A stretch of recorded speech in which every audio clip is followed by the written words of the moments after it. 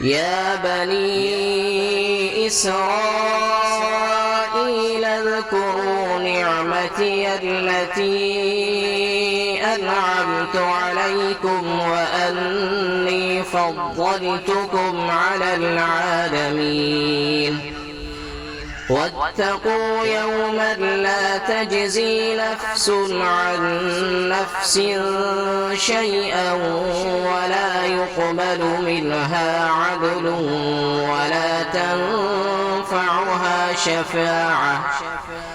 ولا تنفعها شفاعة ولا هم ينصرون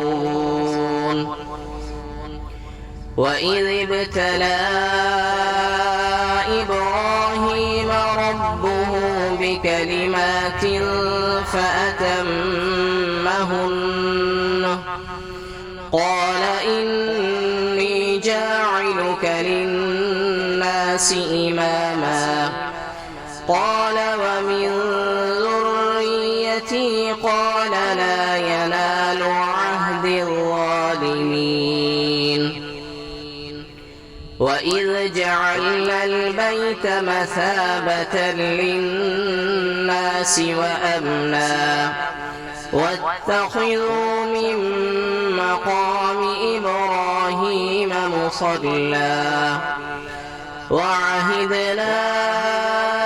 إلى إبراهيم وإسماعيل أن طهرا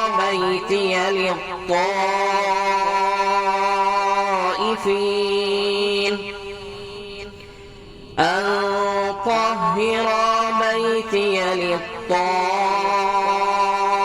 للطائفين والعاكفين والركع السجود وإذ قال إبراهيم رب اجعل هذا بلدا آمنا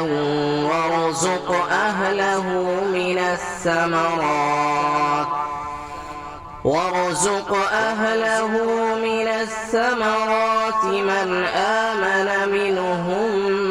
بالله واليوم الآخر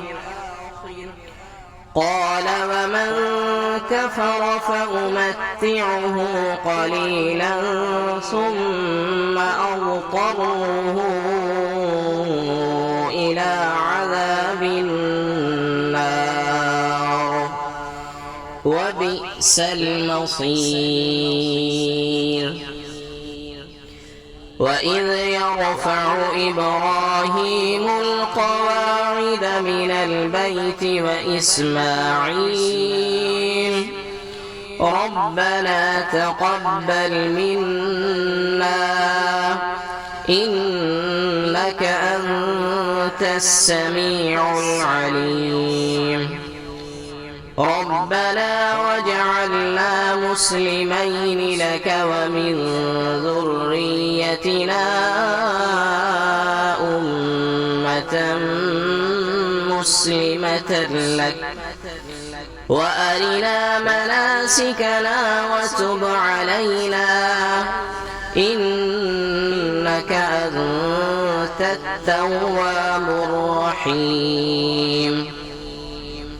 ربنا وابعث فيهم رسولا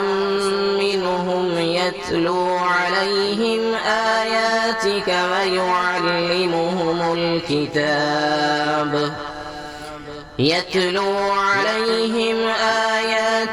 ويعلمهم الكتاب والحكمة ويزكيهم إنك أنت العزيز الحكيم